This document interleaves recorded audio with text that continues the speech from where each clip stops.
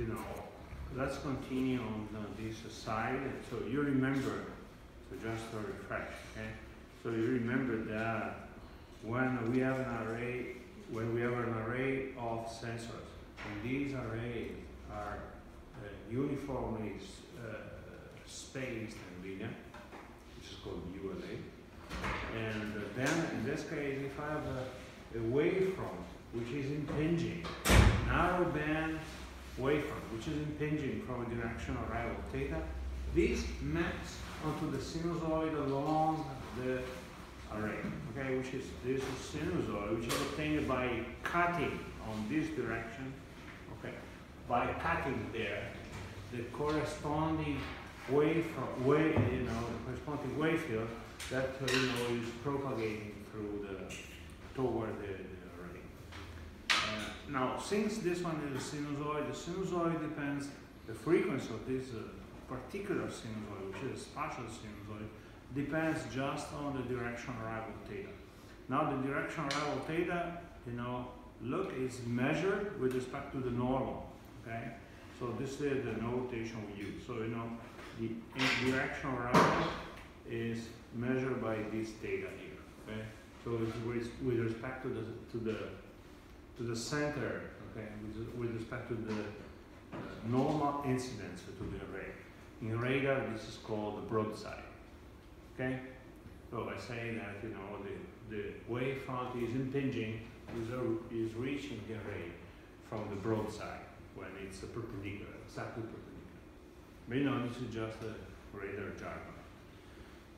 Okay, so since it's a sinusoid, then we can analyze as a multiple sinusoid. We can find that the model is the model where I measure y as a Gaussian with a certain covariance. The covariance itself depends on the ensemble of multiple directional rivals.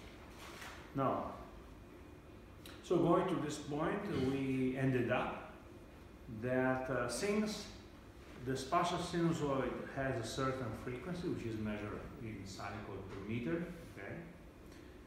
Similar as, in time is measured in cycle per second, okay? So it's a cycle per meter here, remember that.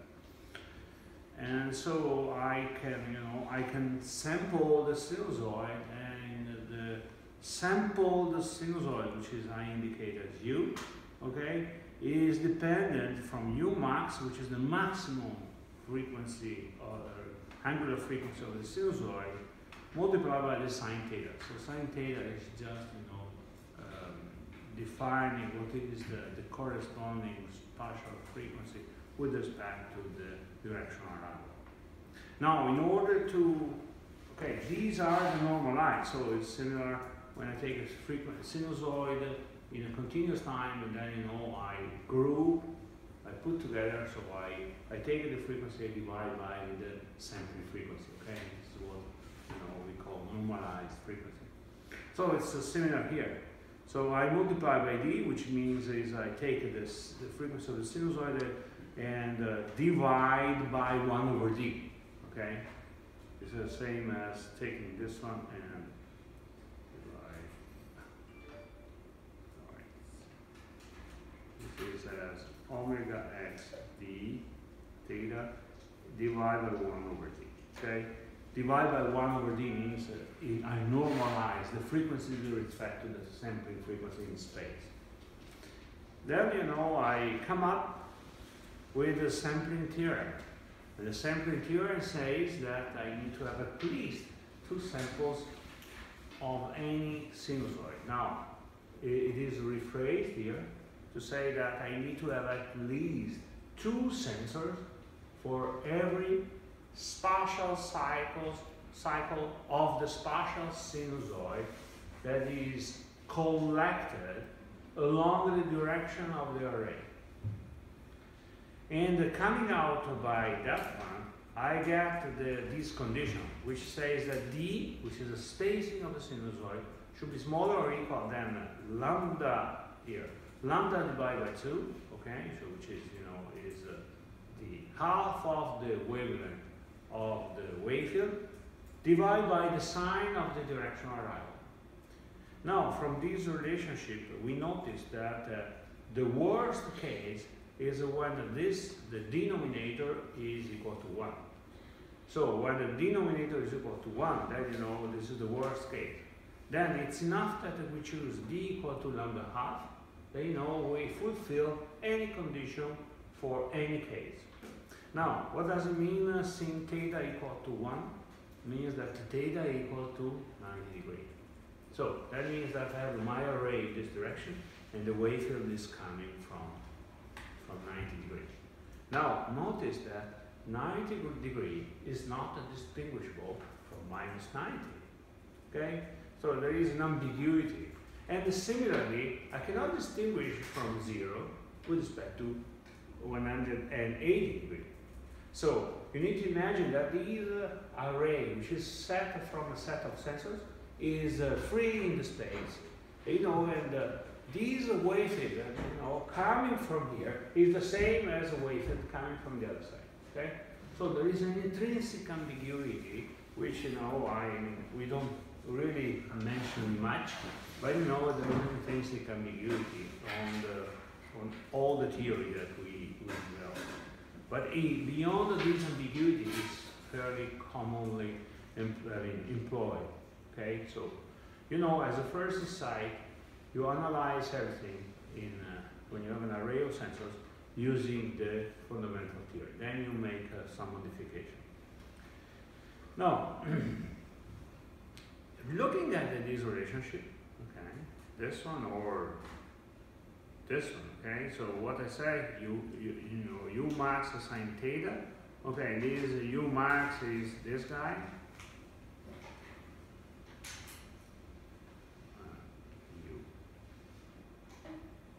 Look, u max depends on omega 0, which is given, d distance, and the propagation speed. And so, you know, this term is fixed, if you like. So the only that depends on the theta is the second one, which is put together, okay? Now, if I have more than one sinusoid, what's happening? Now, in case I have more than one sinusoid, then, you know, my goal is that, you know, imagine that I have a set of doors, so a set of directional variables, theta 1, theta 2, blah, blah, blah, blah. And then, you know, what I need to do is that d, okay, should be smaller or equal than lambda half divided by 1 over, it was a sine theta before, and now it is the maximum value of sine theta for any theta belongs to the directional variables, for the candidate directional variables. So now this means that, you know, if I know the directional variables for some reason, then I can also choose d to be a little bit bigger than lambda half. We make it, we will see in a minute. Now, assuming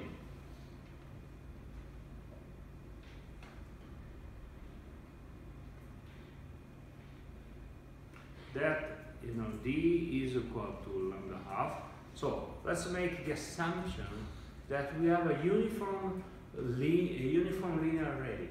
The spacing of the uniform linear array is composed by sensors that are spaced uniformly by lambda half, which is a half of the wavelength.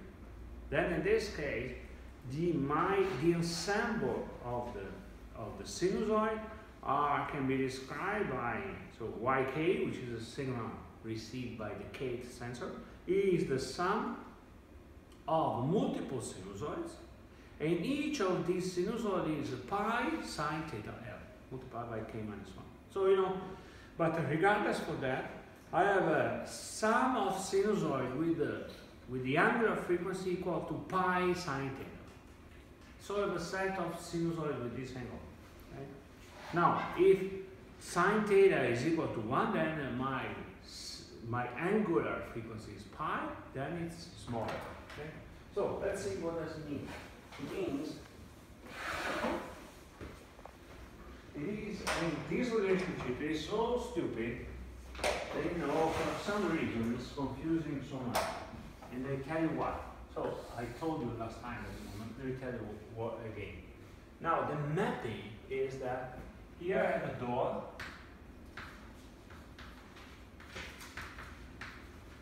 on the vertical axis, okay, I built a U. Okay, U is the normalized angular frequency. Okay, which is in radian per sensor. Now, this one is moving between minus pi and pi. And the mapping, this is 90 degrees, and this is minus 90. Then the mapping is a sinusoid. Okay, so I truncate the sinusoid with minus pi and pi, minus 90 degrees and 90. So that means that every time, now let's make a plot in this way. So every time I have a certain direction of arrival ranging between minus 90 and 90, which means if this is my array, which is spaced D, and I have a wavefront which is impinging with a direction of arrival theta 1. This theta 1, let's say, is 45 degrees. Okay, now this maps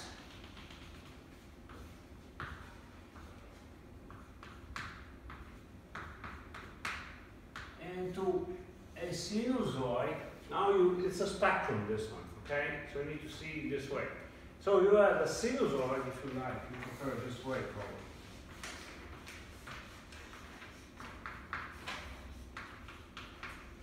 You have a sinusoid which is, it is 45 degrees, let's say. Okay? So at 45 degrees, so the sinusoid here is pi sine 45 degrees, which is equal to pi divided by square root of 2, okay? Which goes here. So every time you have the direction of arrival, have a corresponding frequency. Okay? Now, I take another direction of arrival, here. Okay? This angle is theta 2. Now, according to this angle theta 2, this means that in this axis between minus 90 degree and 90 degree, this one is theta 2. Now, that means that for theta 2, this is the corresponding frequency which goes here. Now, the plot is not nice. It's not in scale.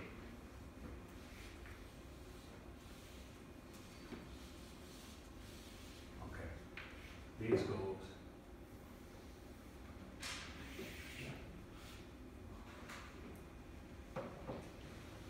Which is there. So, this is a sinusoid 1, this is sinusoid 2, this is sinusoid 1, this is sinusoid 2. Okay, this is the same plot which is represented in horizontal. You like more there, but you need to figure out also in the vertical direction. Now this one is pi sine theta 2. Then let's put another sinusoid here. So we have a sinusoid that is impinging in theta 3. Then theta 3 means that it's close to 90 degrees, something. Huh? And now this is making the third angle, which is the third. Okay? So the third is a pi sine theta 3, which goes here. This is number 3. Okay. So 1, 2, 3 is by sinusoid 1 and sinusoid 2 have the same power, or the source 1 and source 2, they have the same power. Okay? So the power of the source is mapped into the power of the sinusoid. And for instance, the sinusoid number 3 has a bigger power. So they have a source, which is, you can imagine that I have my array, And I have a source 1, source 2 that, you know, is two sources, like two people that are talking. And I have another one, which is number 3, which is shouting on the other side. Okay? So number 3 is shouting, and then the power for number 3 is getting bigger. Now, what I'm representing here is nothing else than considering, looking at that formula, this one. Okay? And representing that formula and the meaning for that formula. Okay? So, you know, when I give the power, I give the power of that cell. And that cell is the source. So it's the power of the source. Now, so at the end of the story, have the page here. So at the end of the story, just, you know, recopying with a little bit of.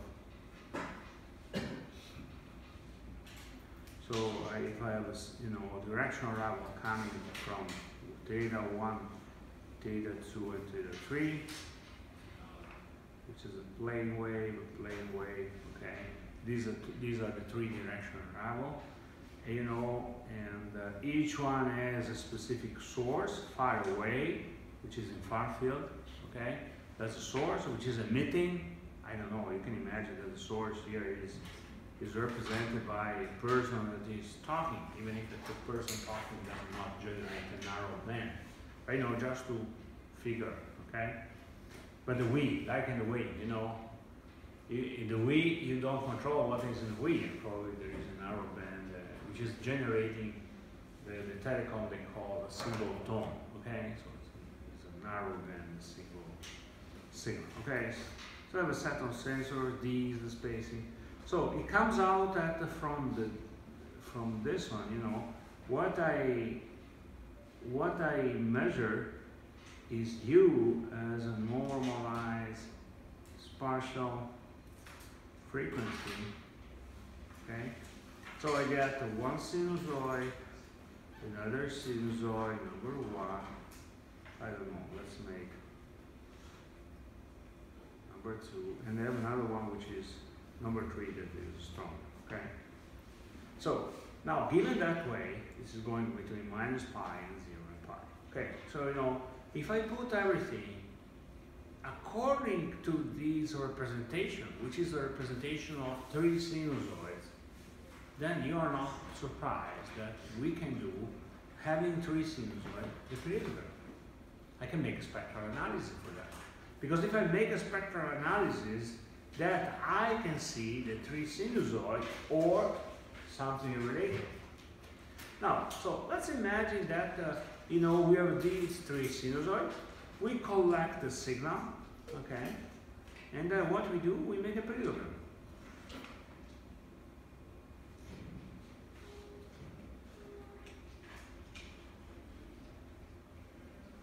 Which means I make the spectral analysis using a non-parametric method. Now, if I make a periodogram, the expected value of the periodogram, okay, the expected value of the periodogram is the true power spectral density, which is the black, convolved by the sink. Okay, so remember that? You should remember. So you know, I mean, convolved to that, I have a sink.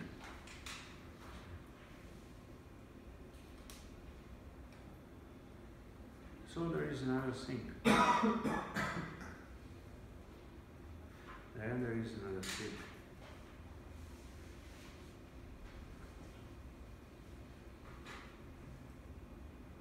Okay, this is the expected value of the periodogram. Okay, so when I compute the expected value of the periodogram, this is what I have. Now, but the periodogram is sampled. So what I need to do, I need to take this guy and sample regularly here. Then it is 2 pi divided by n. Then I make it 2 times 2 pi divided by n, and so on. Okay, here. Then here I have a combination, and then I don't know, I have a second sample that is here, 3 times 2 pi Okay? So what I noticed from that one, from the sketch that I did, is that in this case, computing the parallelogram is biased. Because, you know, it's every sample of the parallelogram is affected by all the three sinusoids, which are the corresponding three directional arrivals. So there is no way that I can separate the contribution from one directional arrivals with respect to the other. Okay? So they are not, you know, I cannot separate. They are overlapped. They are not resolved. I cannot resolve each directional arrival with respect to the other. They are mutually interfered. Okay? They are biased one another. Now, so let's see, how can I avoid the bias? Now, we know from the theory that the bias, okay, so to avoid bias,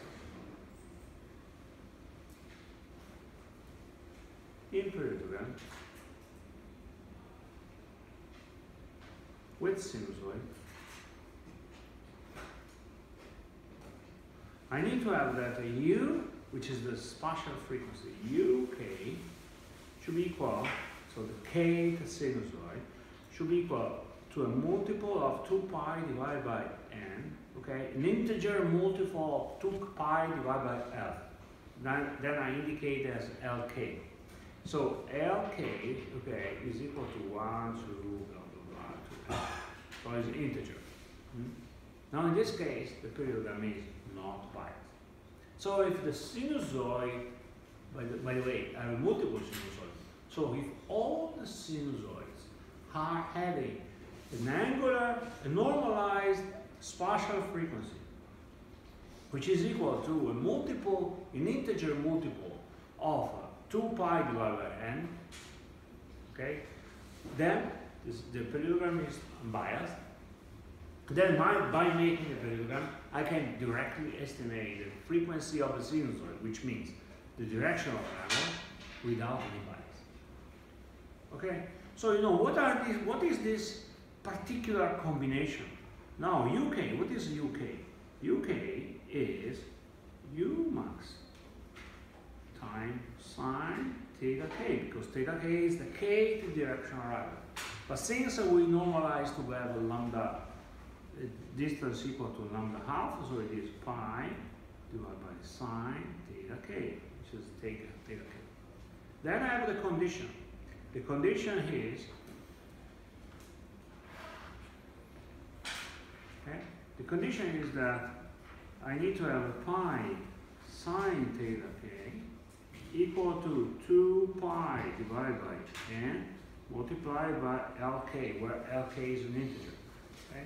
So I can calculate the relationship between direction of arrival and I can find the set of directional arrivals that guarantee an unbiased parallelogram.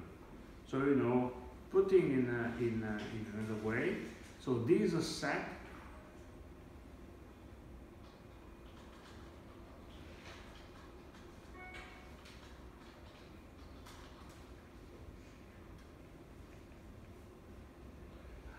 the set of dots that have an unbiased parallelogram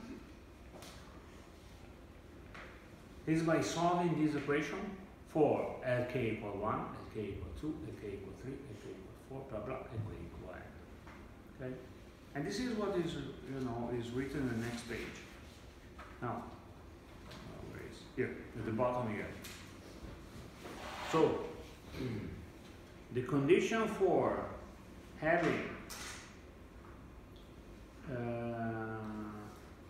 okay, so in bias when there's multiple of 2 pi divided by n, or equivalently when this condition is fulfilled. So I have n u l divided by 2, which is n divided by 2 theta k. Sorry. I reversed the relationship. Okay, is equal to, this is L.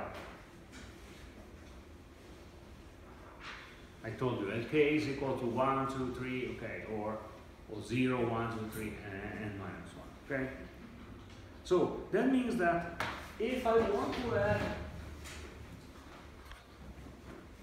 so in this case, if I want to add an unbiased parallelogram, my set of directional arrivals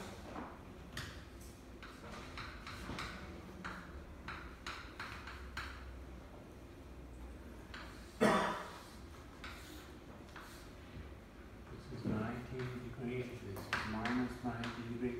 So I uniformly spaced here,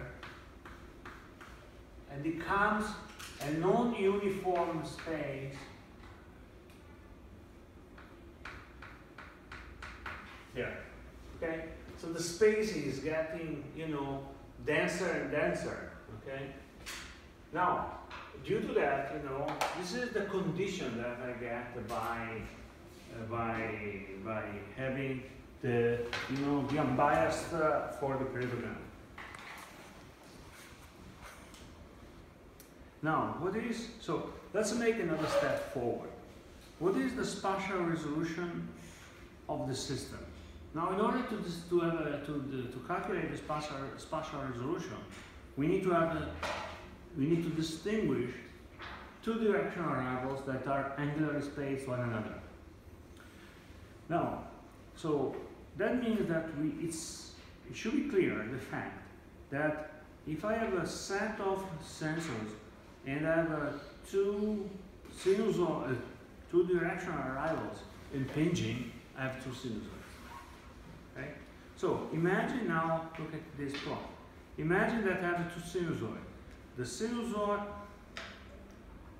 two directional arrivals. So you see, for me, a directional arrival is a sinusoid. It's the same. So you know, I automatically talk as a directional arrival as a sinusoid.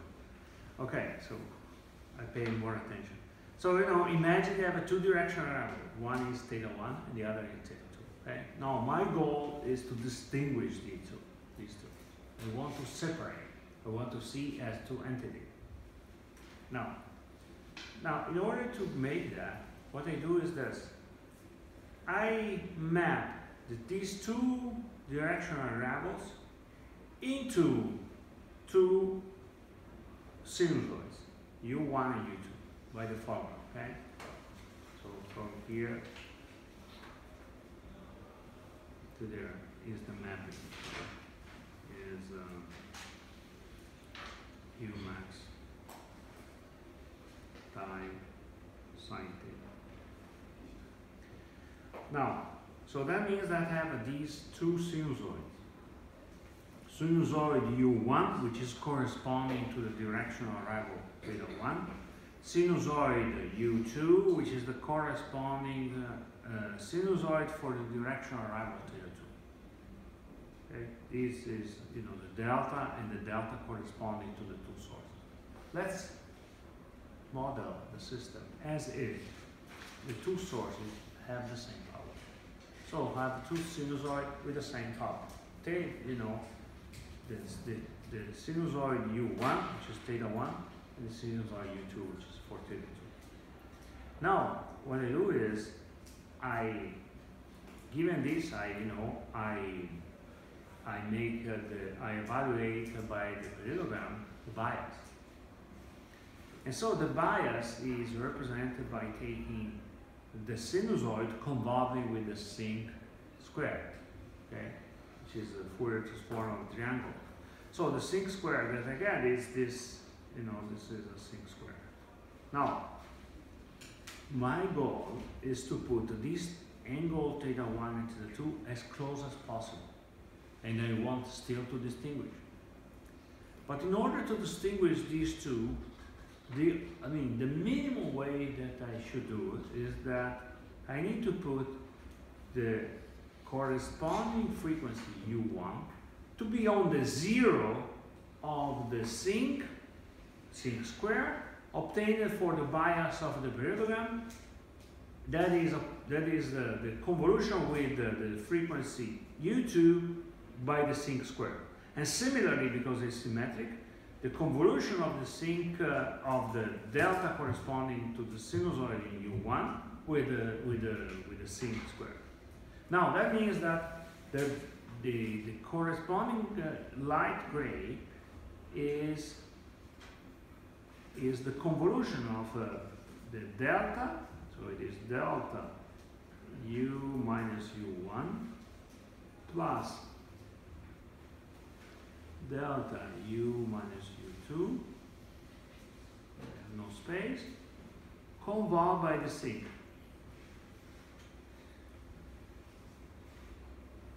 Okay, the circle. So now that means that the sink has the particularity that it has a zero, exactly a zero, at the spacing that is 2 pi divided by n. That's a spacing. But then, you know, this is to avoid any bias. Okay, so now I need to calculate what is this difference, so there's a spacing in U equivalent. Now, this spacing U equivalent, okay, can be calculated, and this is what we do. So my goal is to calculate this frequency space and put in relationship with the 2 pi divided by n. And then I want to have the spacing between U1 and U2 to be equal to 2 pi divided by n as a minimum condition. Now, in order to make this analysis quite elegant, what I need to do is, rather than writing U1 and U2, I prefer to write theta 1, theta 0 and delta theta. Now, theta 0 is the angle in the middle, okay? So it's a bisection angle, which is the middle. And then delta theta is the angular difference between the two directional arrival. So I just change the variable if you like. So let's write theta 1 or 2 as a theta 0 plus minus delta theta divided by 2, which is just, you know, rewriting theta 1 and 2 with respect to the central angle and delta theta. Now my goal is to write everything with respect to delta theta, okay? Because I want to make delta theta as small as possible, because I want to distinguish two sources. Okay? Now this problem means that when I have two people, I can distinguish the signal coming from each individual. So, you know, it has a strong relevance. And they want to distinguish by having the two sources as close as possible.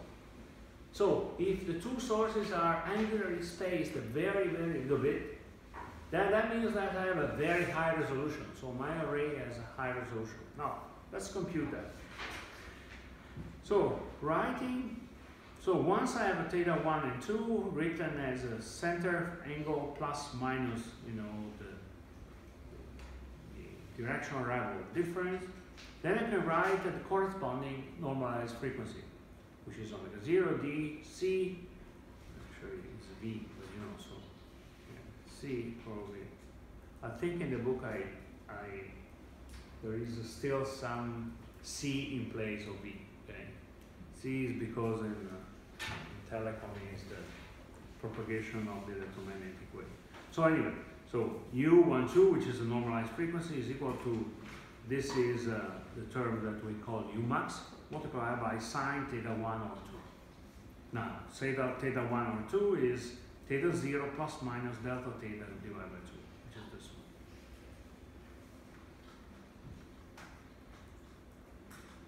one. Okay?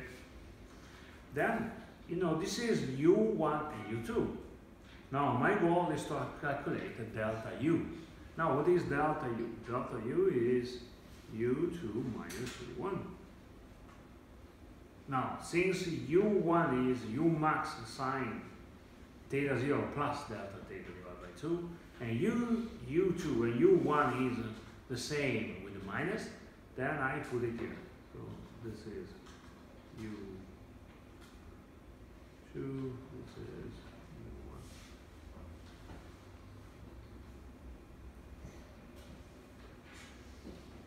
U1.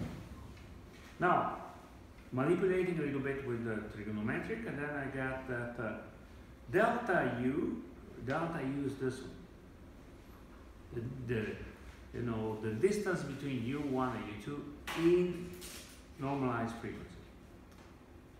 Now, this delta U is equal to 2 times U max cosine theta 0, okay, sine delta theta divided by 2. Now, you know, that means that, as you know, my resolution is such that this interval, I should have one sinusoid that goes into the zero of the other to have a resolution. Okay? So if I have one sinusoid that goes on to zero of the other and similarly in the other way, then I can guarantee a perfect or minimal resolution. Now, so that means that, you know, I put the condition, so I have 2 times U max. So this is delta U equal 2 times U max cos theta 0. Then it is equal to 2 pi divided by n. Okay, this is the minimum frequency, angular frequency space.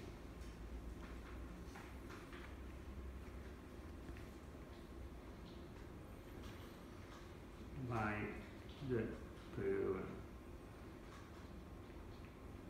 bias. Now it comes out, okay, solving. Now what is the approximation I do? The only approximation, so the reason for this approximation here is that I use the fact that delta theta is very small. So if delta theta is very small, then sine delta theta is approximately equal to delta theta divided by 2 for delta theta divided by 2 smaller than 1. Okay? So if I'm in this condition, then this equation holds. Now this equation is one of the crucial relationship, which is, you know, is the nightmare of any communication person. So the minimum resolution is delta theta mean, so in angle, okay? So this is the degree, right? Degree is approximately equal to lambda. Okay, lambda is the wavelength divided by nd cos theta 0. Now, what is this nd cos theta 0? So let's take this relationship and analyze it. The essential meaning.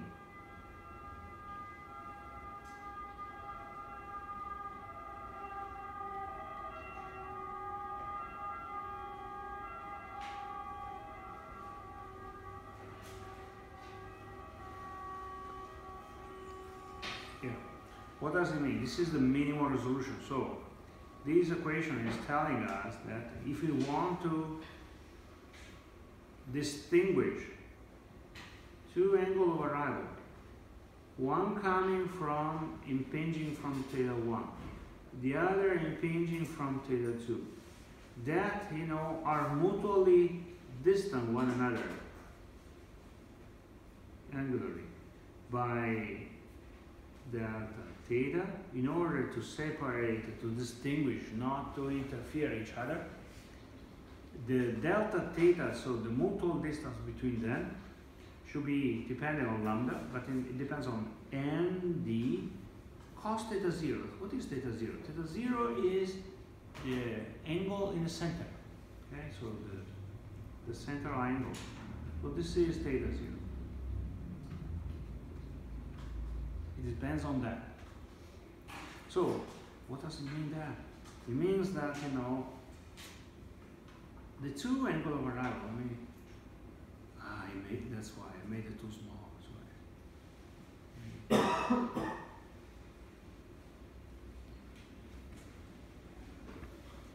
I need to make okay.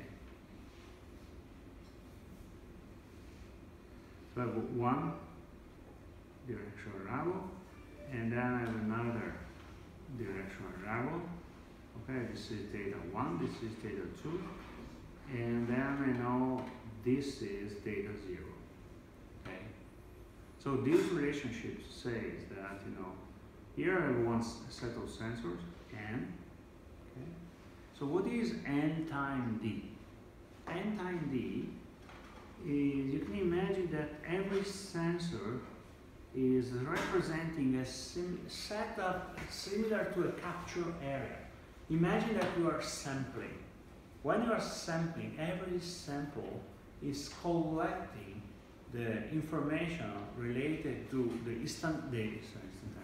the one single value of the corresponding signal. Now, but you know, the information captured by the sample is is the information which is captured by the surrounding around that sample. So you can imagine that every antenna or every sensor is capturing the information about the waveform in the surrounding of spacing d of each individual sensor.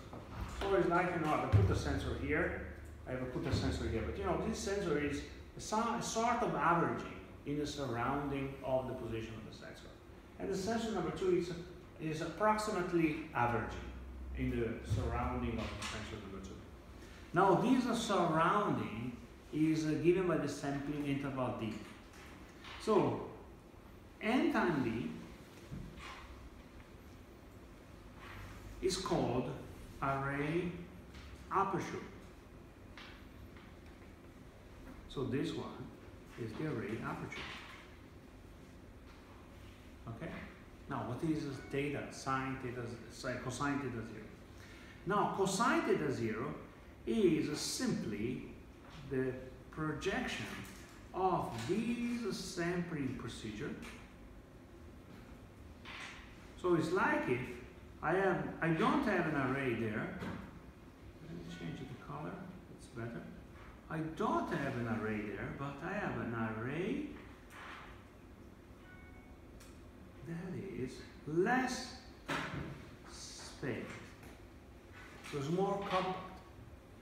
Now, so that means that this array, which is impinging perpendicular to theta 0, that it's the angle. Now, this array is smaller than the array, the nominal array. So, since this angle is theta 0, then this is the aperture of the array, which is tilted. So this one is n d cosine theta 0. Now, that means that, if I have two directional arrivals, and these two directional arrivals, they have a theta 0, which is, the mean angle, in terms of the resection angle, and that angle is, is in a certain position. If my array is facing this combination of two angles on the hand phi, which means with a very big angle, the array aperture is very small because cos theta is becoming too big. Okay? Since cos theta is growing because theta 0 is big, then cos theta 0 is making this array, the array aperture, smaller than it is. Since the array aperture is smaller than it is effectively, the resolution is smaller because the resolution depends on this effective aperture.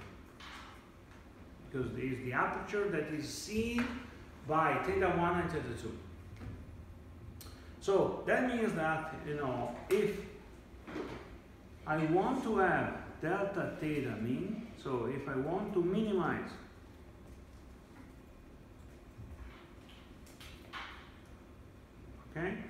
I should maximize something. So what I maximize? I maximize cos theta 0. What does it mean maximize cos theta 0? I want to minimize delta theta mean, which means I want to minimize the angle that I can resolve. I want to minimize, the distance, the angular distance between two directional arrivals such that I distinguish each individual. So this means that, if he is talking, I want that my array is separating the two corresponding sources by a particular filter that we will see in a minute, okay? So, you know, if the two signals cannot be separated, then, you know, they are to interfere with each other. So how to separate in such a way that they are minimally interfered? Now the separation is this delta theta. So I want to make delta theta as minimum as possible. This means that the cos theta 0 should be as large as possible. So the maximum value of cos theta 0 is 4 theta 0 equal 0, right? So that is 4 theta 0 equals 0. So what does it mean theta 0 equals 0? Theta 0 equals 0 means that, you know, in principle, I should have my array which is placed halfway between two sources. So for theta 0 equals 0 means that if I have a two-directional arrivals, here and there, I should take virtually, perhaps in some cases possible, in other not, but you know, virtually what I should do, I should, having my array positioned there, I should rotate my array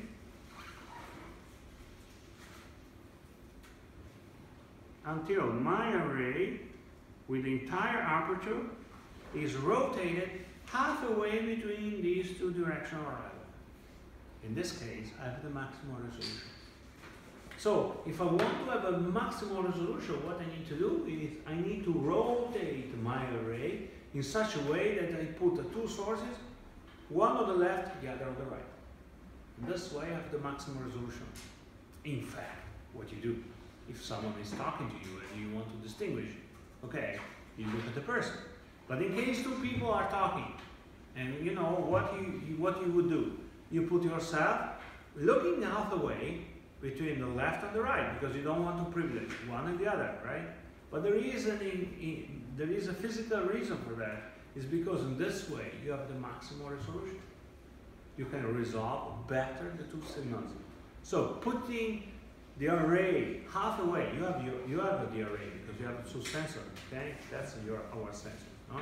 And so, you know, if you want to put the array in such a way that we maximize the resolution, we need to rotate the array to put halfway between the two directional arrivals. Now, once you say that, you understand why in the airport or, I mean, military or similar, okay? You see these antenna that keeps rotating, okay? These array of antennas that rotate, keeps rotating. They do this way, okay? Now the reason for doing that is this. You know, imagine that, you know, just to give it in an intuitive way. So imagine that I have two sources, okay?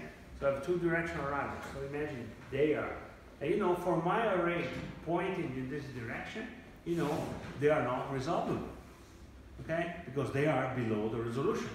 So what I do is, imagine my processing. So I try to figure out what is the processing done by the airport array processor, okay? So, you know, what I do, I see something there. So there is one directional arrival there. So there is one source, okay? You need to imagine that it's two airplanes, okay? It's important to see if there is one or two, okay? So, you know, now, I mean, if my array is positioned this way, now I see there that there is one airplane. When I rotate, then, you know, I start figuring out two airplanes, then one. Okay, so I rotate, I see one airplane, one target, two, I see two targets. Now the optimum is when I am perpendicular to in between the two directional arrivals. Then, you know, I move on the other side and then I start seeing two targets, one. You know, I lost my resolution. So that's the reason why the array of the airport keeps rotating, because it puts the array in a position that in order to distinguish targets that are close to each other, it puts in a position that it's halfway between the two directional arrivals. Now, I told you that we filter, So far, you know, we have been talking about sampling, okay? So let me put a note here for max resolution.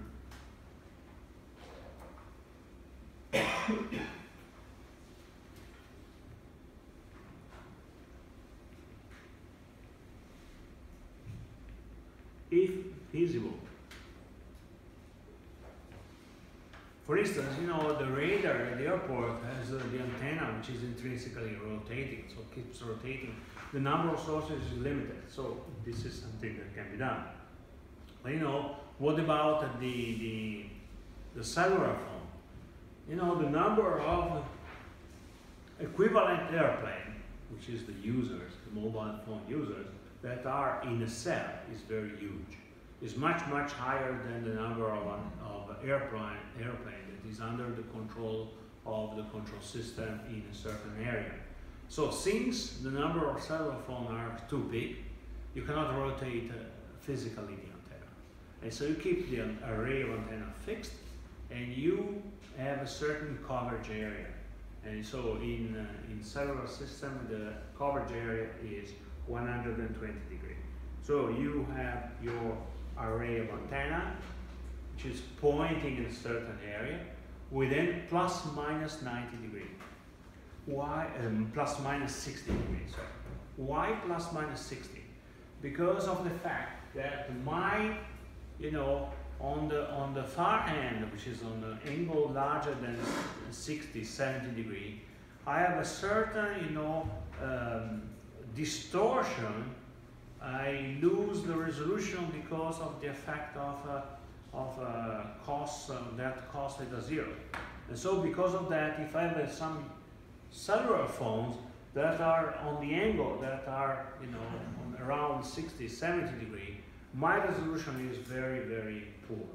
And so because of that, and because of other geometrical reasons for the arrangement of the cell in a cellular system, then I have an array of antennas that cover plus minus 60 degrees of the coverage area, which is 120 degrees total coverage. There is another reason that is clear in 1 second. Now, so far we have been talking about sampling actually. Okay, it's not clear to you, but you know it's sampling, nothing else than sampling. Now, so let's look about what can I do? What kind of filtering can I do on that? Now, the filtering is a spatial filter because it's a filtering on the space, because we are filtering of antennas, a signal from antenna, from sensor. Okay, so you know what is the filtering? The filtering is called the beamforming. Now, the beamforming is a filter that is used to extract the one signal out of many. If you want, you know, this is the first case that we talk about interference mitigation. Now, interference mitigation means that I have a set of signals and I want to cancel all the other except one. Okay? So I mitigate the interference because the interference is all the others except one. Okay? So then look at this case. So imagine that, you know, we have a set of directional arrivals, L, and we want to extract the number 1. Okay? So that means that the signal at the array versus time is A theta 1 S1t, and now S1t is the information signal. A theta 1 is, is the spatial behavior of the spatial signal depending on theta 1, plus blah blah blah blah, which it means is the sum of all the other wavefront impinging, which is L minus 1 because it's from 2 to L, plus WT. So, you know, I can say that the information, this is the signal of interest,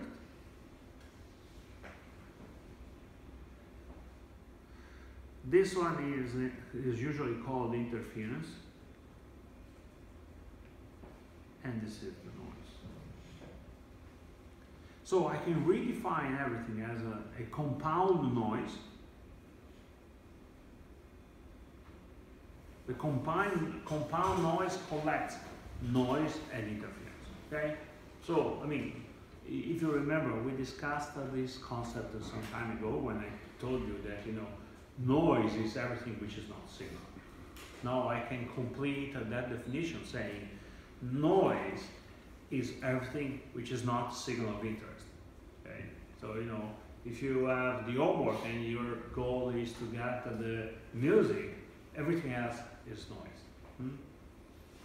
Now, so I can, you know, reformulate the problem, okay, rather than write in this way. I can write as a matrix time vector multiplication, where A theta 1 is the matrix that contains all the L minus 1 sinusoids, and S1 is the sources due to the directional arrivals from 2 to L, which is associated to the non-desired, so the undesired signal, which is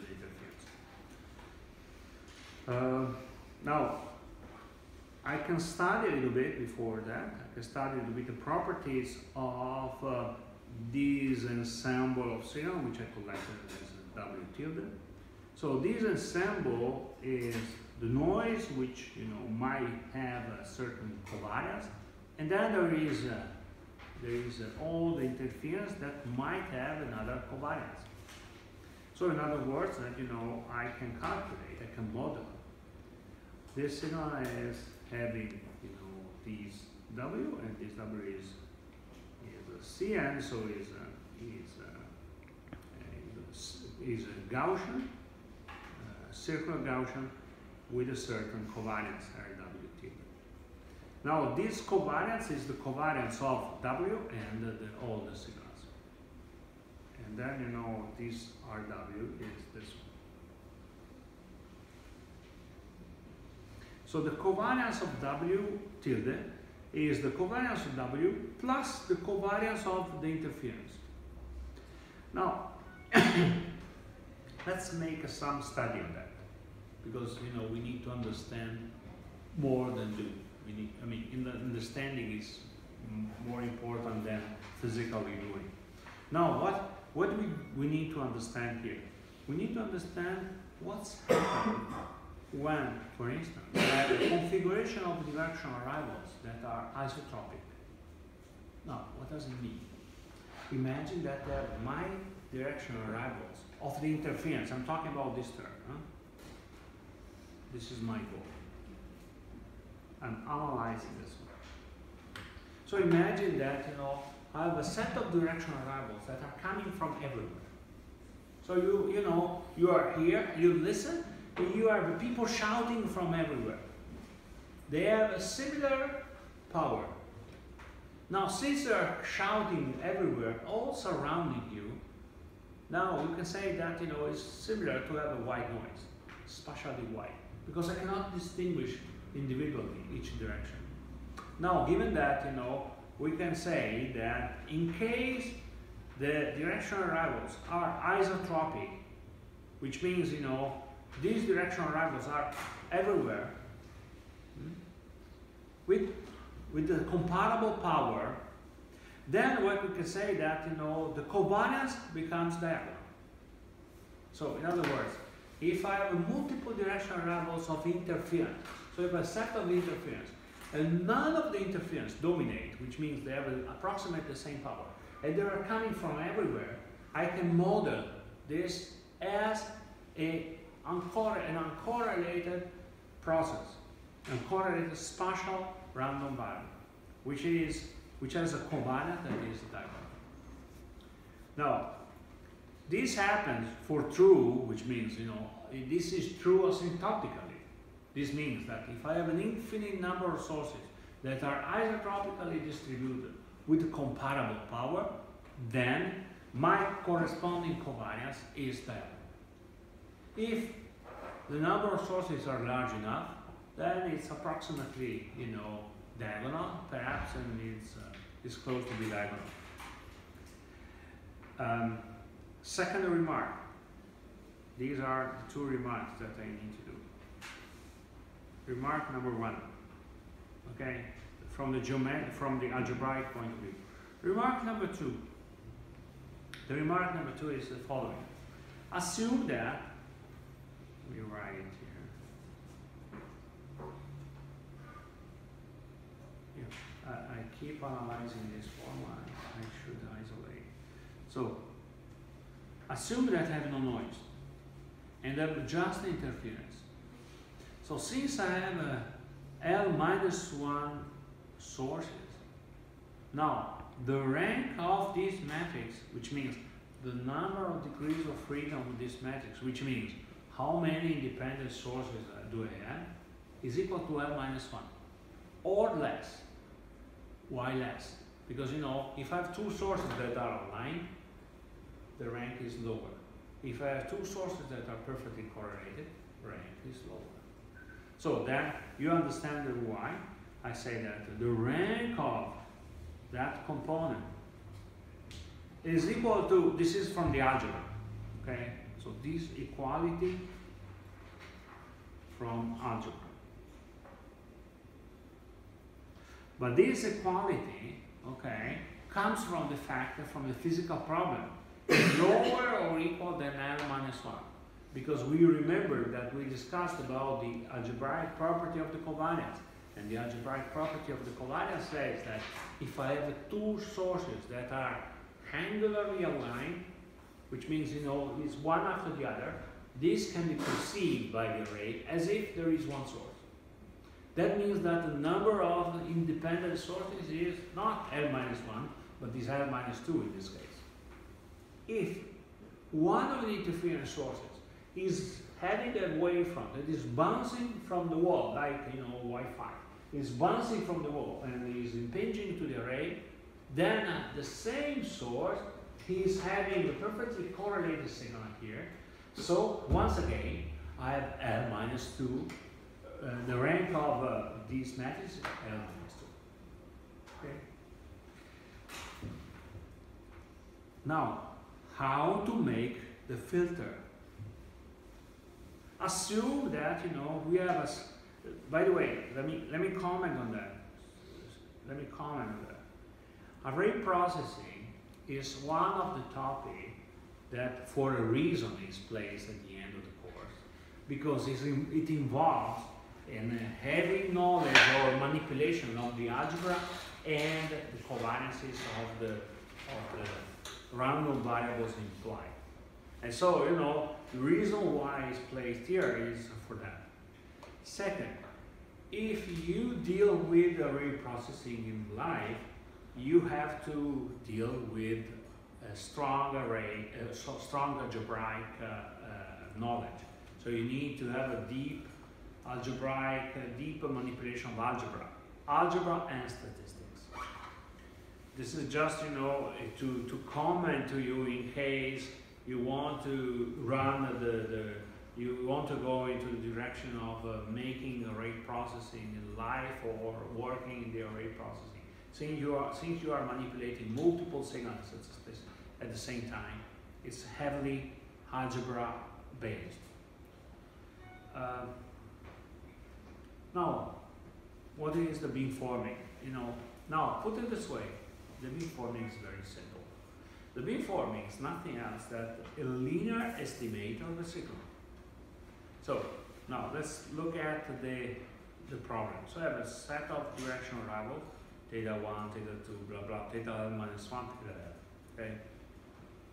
Then, you know, my goal is to take all these signals, so y1, y2, blah blah, yn, which is collected into a vector. Right? Now each of the signals is multiplied by b1 star, b2 star, which is a scalar, is a number. Okay. And then sum.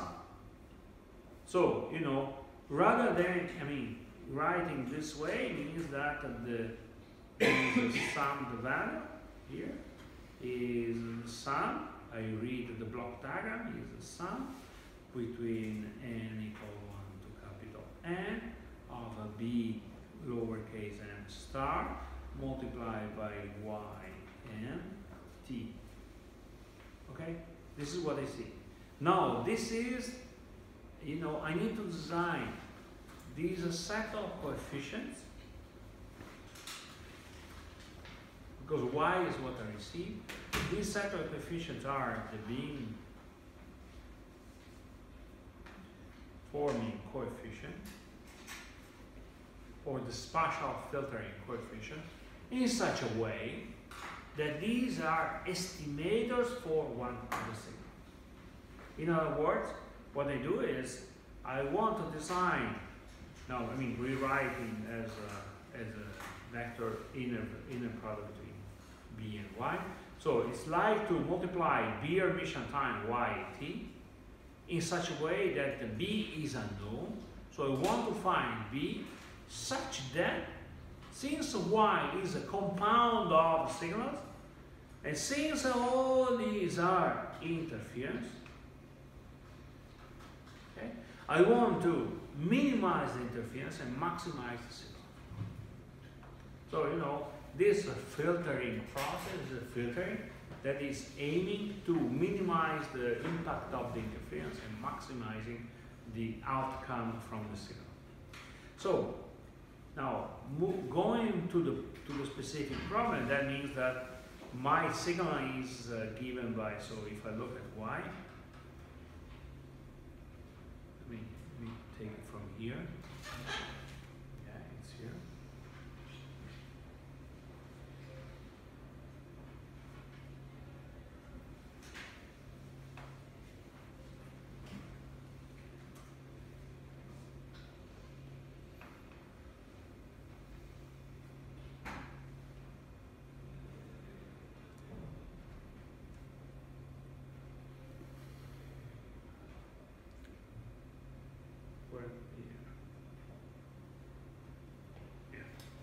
Okay, so recalling that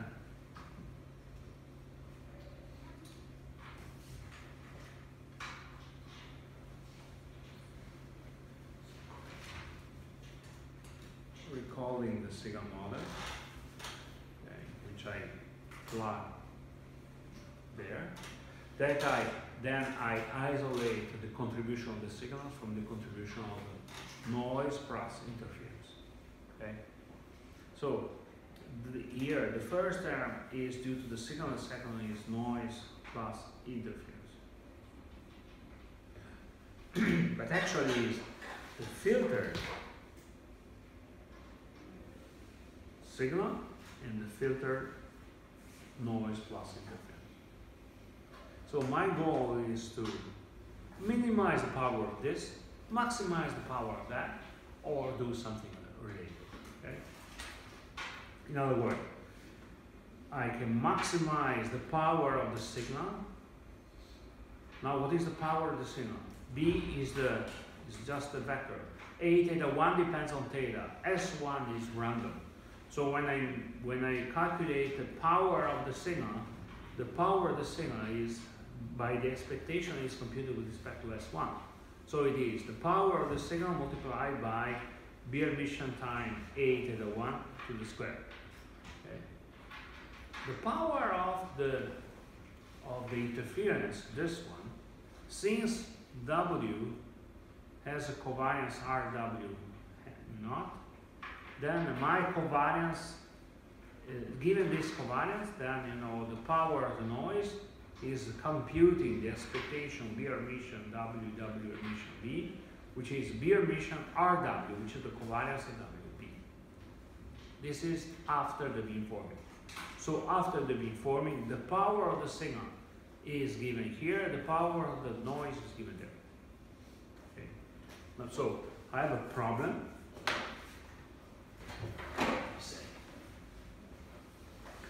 I have a problem.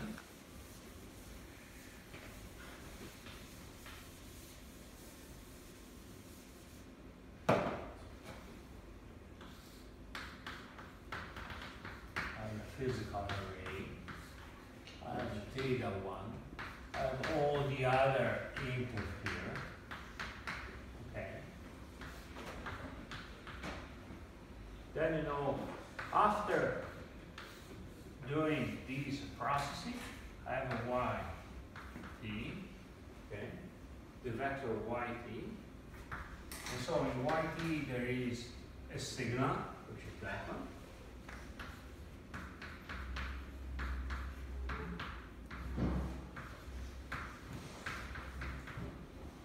And then there is the noise. Now, the power of the signal is sigma squared of source, which is the power of the source in the far field, times B emission times A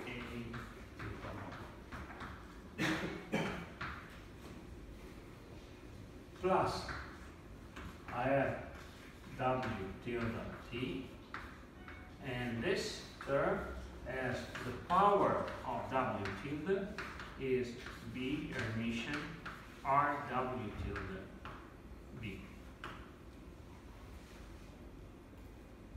Now, since my goal is to maximize the signal-to-noise ratio or minimize the power, by the way, look at this, is a quadratic form, okay? So since my goal is to maximize the power of the signal, minimize the power of the noise, or maximize the ratio, then my beamformer will be designed about that.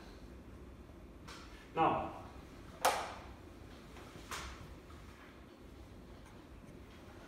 one simple way to design the beamformer is called a conventional beamformer. I want to make a break after we finish that. So, because after I want to start a new topic.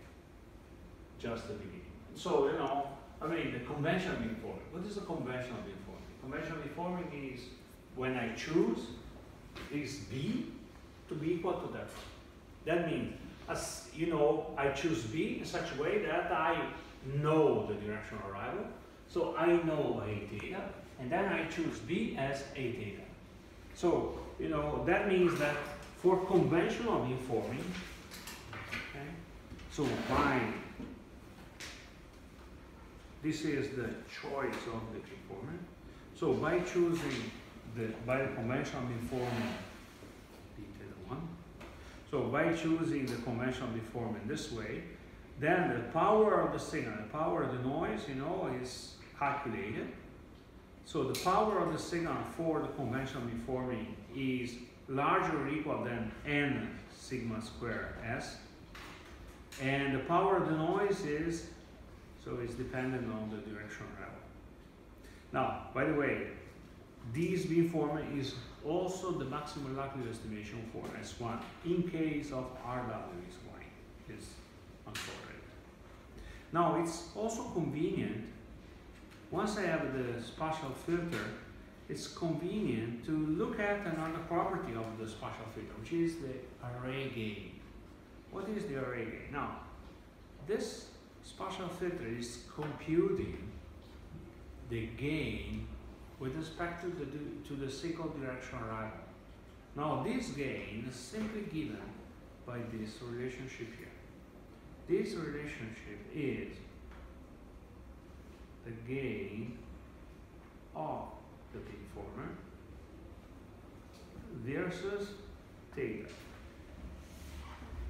So I can study the gain of the beamformer with respect to theta. Now, if I study the gain of the beamformer with respect to theta, then, you know, I can get, this is the formula, but you know, I can get a particular formula. Now, what does this formula say? This formula is saying what is the gain, the spatial gain, versus the direction of arrival. Now, rather than representing the gain in rectangular coordinate, I prefer to represent the gain in polar coordinate because, you know, everything is, in array processing, everything is mapped with respect to the array. So the array sees the word, and we map everything with respect to the array. Now in the array, in polar coordinate, the radial distance doesn't count. The only that counts is the angle. So, you know, since the angle, everything is related to the angle. So the polar coordinate represented in angle is the best representation. Now, there is a conventional way to represent the array gain in polar coordinate, is that the radial distance represents a gain. So if I represent it in polar coordinate, I represent the gain versus theta, okay? I have this behavior, which is represented here, which is in white line. So the white line represents the gain of the beamformer versus the angle of arrival. Now assume that the angle of arrival is in theta 1. So the user of interest is in theta 1. So I create a beamforming having a gain that is, gain is in radial direction. So bigger distance is big gain, and lower distance is lower gain. And having a gain that is going here means that the gain is 0. So in other words, what's happened is that, so if, you know, if I have a directional arrival that is coming from that way, which I represent in terms of gain of the wave field. So you can see this, you know, it's like having a wave field, and you have the corresponding gain, which is representing how much do I attenuate each individual, you know, each individual plane wave coming from whatever direction, okay? So anyway, so if I have the directional arrival there in theta 1, in that direction I have no attenuation. By the way, in that direction, according to the conventional beamformer, I have a gain that is in radial direction. Now, you know, I mean, if I have another angle of arrival that is impinging here, it's attenuating with respect to n. Attenuates. Then, you know, if my angle of arrival is coming from here, the response is 0. So I have no effect. So, you know, that means that from this directional arrival, any signal coming from this directional arrival is 0. This is the first 0 of the beamformer. Similarly, if I have a directional arrival coming from this direction, I have a 0 as well. So there's no input. So any interfere coming from here or coming from there has no effect. It's totally 0. In jargon, it's called nullified. So I put the null, which is a 0, in that direction. So that means that I'm focusing on one direction, then I have some zeros. That means that if I have some sources coming from some direction, I have a 0, a perfect 0. Then, you know, I have another blob, okay, then 0, blob, 0, and so on. That's how it behaves. So this is the array gain. So that means that if I have another angle impinging here, they are in some way averaged out, but they are, I mean, hopefully 0 or minimized or, you know, combined. Now, this is by the conventional beamforming. Now, what is the main drawback? The conventional beamforming is simple. It's very simple to be implemented, but it has no control of where to put the 0.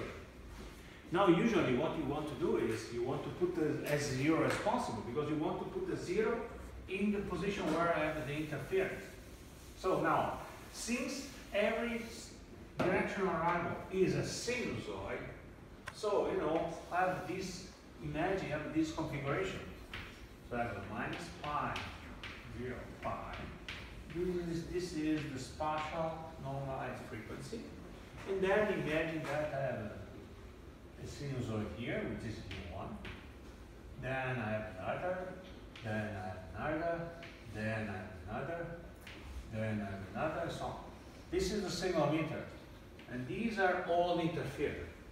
So, plotting the same representation rather than in directional arrival, plotting in spatial sinusoid, I get this behavior. I don't know, I get it.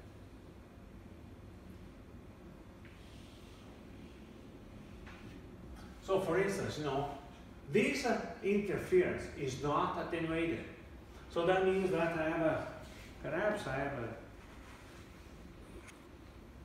a bad guy which is coming from here, not attenuated. Then I have another one which is coming from there, perfectly attenuated. Then I have another one, which is perfectly attenuated, almost attenuated, then not attenuated, and so on. Okay? I have no control on the attenuation. I have no control on where to put the zeros. Now, an alternative method is called Capon beamforming. Now, Capon beamforming is a very, I would say, very smart idea, which is the idea of Capon is the following. So it's, imagine that I want to get the signal coming from a certain direction. This is my direction. This is U, theta 1 and then U1. I want to capture the signal from that one. So what I do, I say, let's do the following. I want to focus my beamformer at the particular direction. Okay? That's what I want. But on this, at the same time, what I do is that I want to minimize the total power captured by the beamformer. In other words, what I say is that I design a filter such that the ensemble of the power is minimized, okay? But at the same time, my power is, let me redraw. So I say, I want to design the beamformer such that for U1 is 1. And I want to design the beamformer such that the total power is minimal. Now, that means I want to calculate the total power after the beamformer to be minimal with respect to the beamformer, subject to the beamforming along the direction of interest is equal to 1. So the direction of interest is a certain direction. So I want to find the beamformer such that, you know, it is not distorting, it's not manipulating, it's not changing. Sometimes this beamforming is called the minimum distortionless beamforming, or minimal variance, you know, distortionless beamforming. Okay? Distortionless means that it's not distorting the specific directional level that is of interest for me. Now, you know, that means that I have a problem where, you know, I'm here, I'm, you know, rewriting this.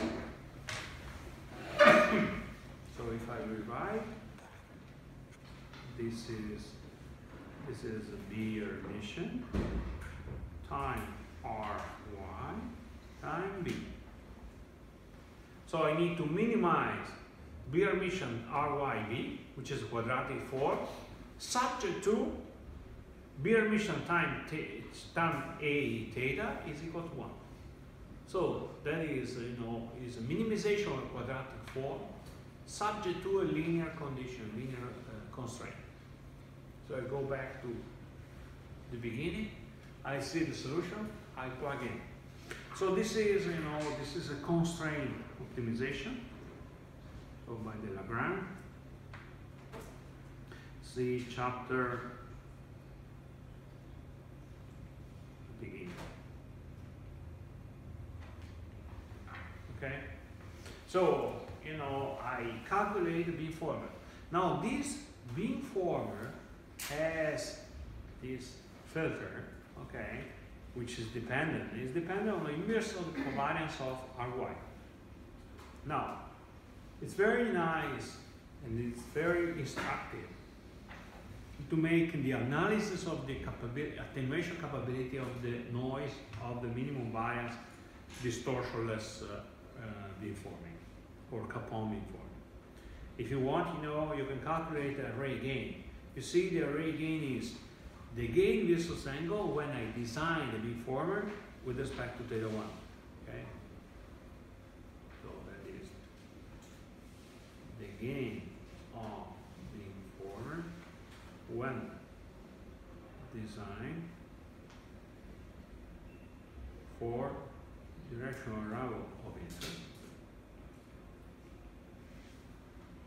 theta 1. Okay. So I represent this gain. Now it depends on the configuration. Ry minus 1. What is Ry? Ry, you know, is the covariance of Y. You know. Now Y is here. So it is the combination of all the signal that is impinging into the array. Okay. So computation, it depends on the configuration of the interference and signal. Okay. So loosely speaking, it is R1 here. It is sigma square S A theta 1 A theta 1, okay, plus, this is for the signal,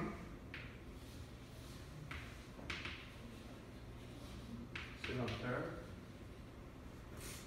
then it is plus the sum of sigma square S all the other sources,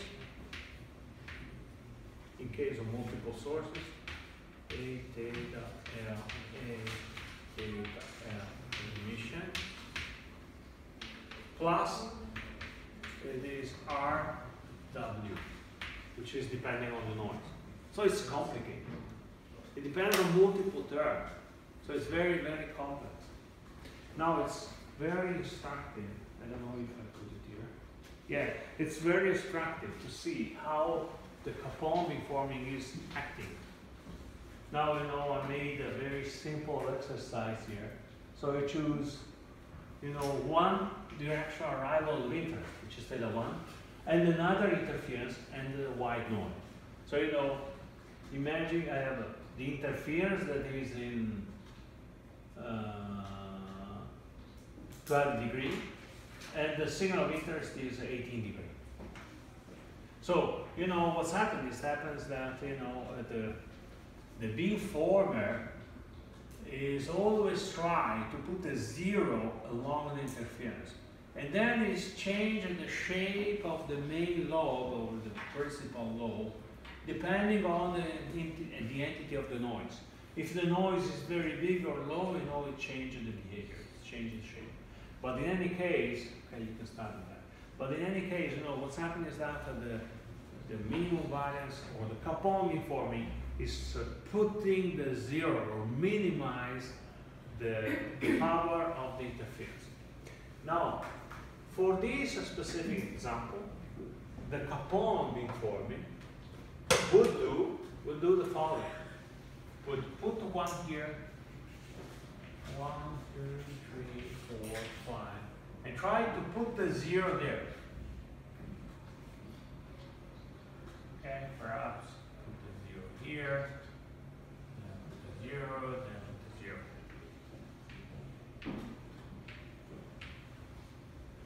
Okay, so the Capon beamforming, try to minimize the power of the total interference. We're trying to put as much of the 0 at the interference location as possible. That's very good, because in this way I try at best to minimize the total interference. Now, I have a possibility to put the multiple constraints. What is multiple constraints? I can design the beamforming such that I put the 1 there, 0 there, 1 there. So I can, I can design the beamforming by putting multiple constraints. Now, for instance, I can design the beamforming constraining the beamforming to have a perfect 0 here. Then I put the 0 here. Then I put the 0 here. So if I know the position of the interfering directional arrival, then I can put a 0. So I have a, it's like to have a filter, and I give you a sinusoid plus multiple other sinusoid, and I ask you, design the filter such that you extract the sinusoid at frequency 1, and you attenuate to put you have a 0 response to all the others. Now, if I put the problem this way, you would say that I'm asking you to design a filter with multiple notches. A notch filter is a filter that is notching set as to 0 some values of the corresponding sinusoid. Now it's similar here. Now rather than calling notches, it's called null steering. Null steering is a problem where I put multiple constraints by setting to zero some of the frequency of the sinusoid that are enemy, if you like, that are, you know, is considered to be interference. Now, so like here, you know, this is the signal of interest, then I have interference. Okay, then you know I can design the beamformer by putting 1 here, 0 here, 0 here, 0 here, 0 here. Okay, this is what I can do. And then you know I can write a set of constraints. So this is the null steering. Now the number of constraints that I can put is lower than the number of sensors. So if I have 10 sensors, I can put up to 9 constraints, because one should be left to the constraints for the signal of interest. So I can put up to 9 constraints on the zeros. Okay, that's my degrees of freedom. Now, even if the null steering beamforming is very, you know, it's very easy to explain, is not much used, and I would not advise to use it in practice. And I tell you with a stupid example the reason for that. Now, when I say that I want to put the 0,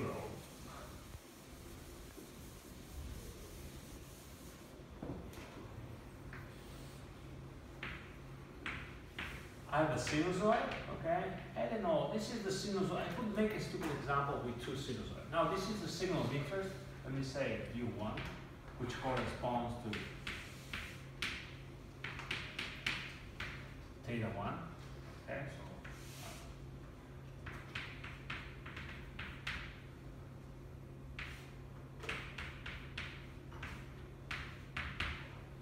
I have theta 1, which maps into U1 by the sign mapping, okay?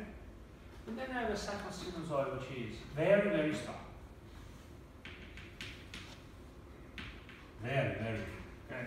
Let's put this one, very, very small, so you can better understand. This is U2. So the sinusoid is coming from there.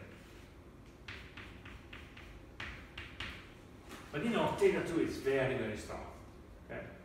Now your goal is to design the beamformer. Now, you know what you can do is I put the 0 here and I put the 1 here. Okay? Now I make my beamformer. So I solve my optimization problem by putting 0 there and 1 there. So you know what's happened is that my beamformer, you know, is probably speaking this way.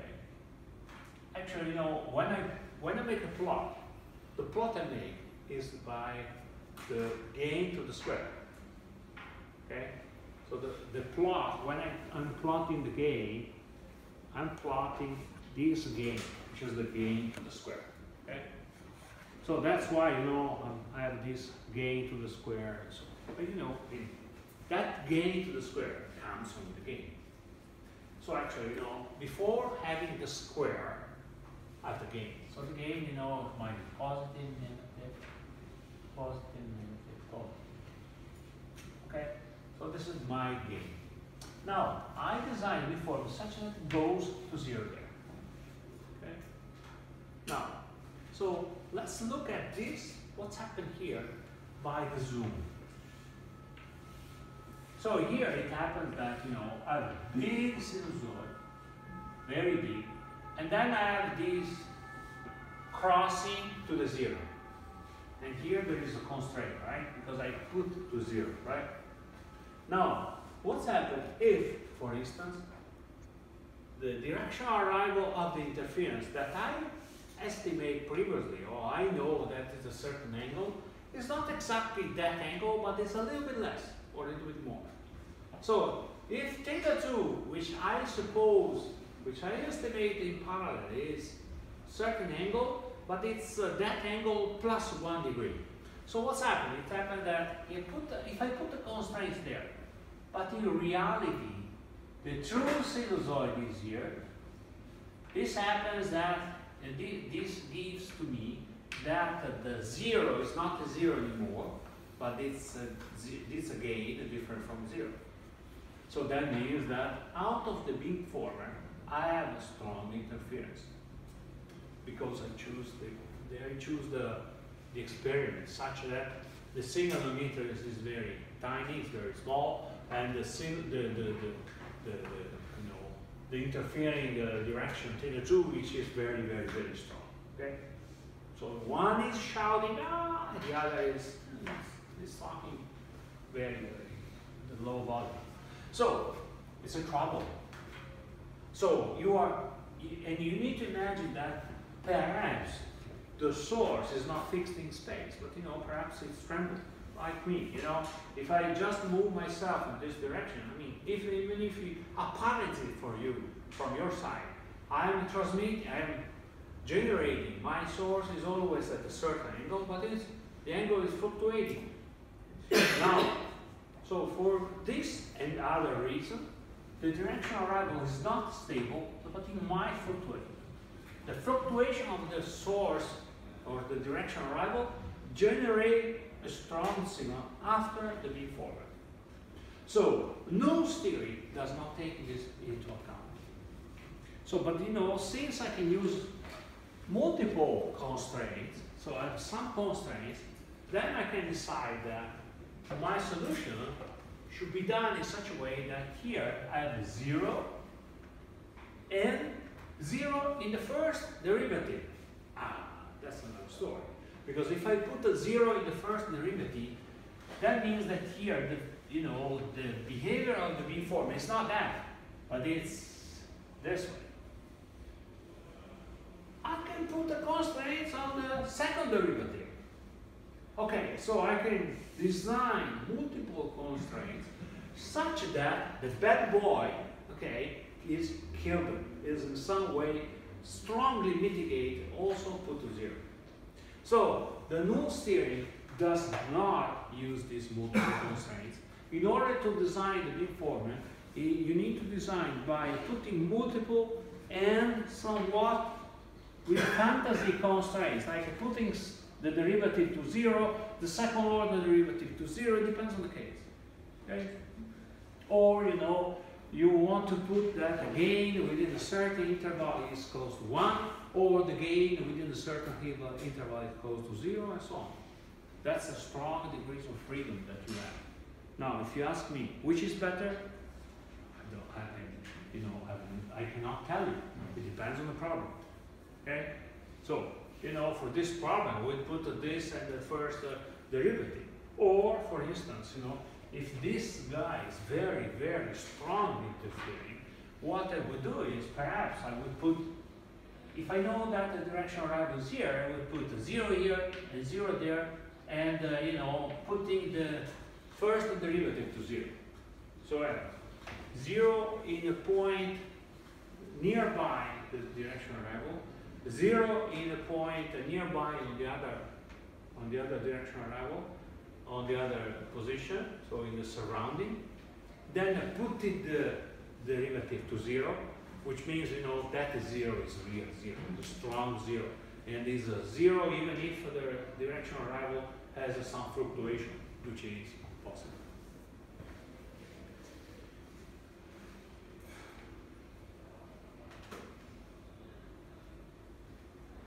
Study yourself this one.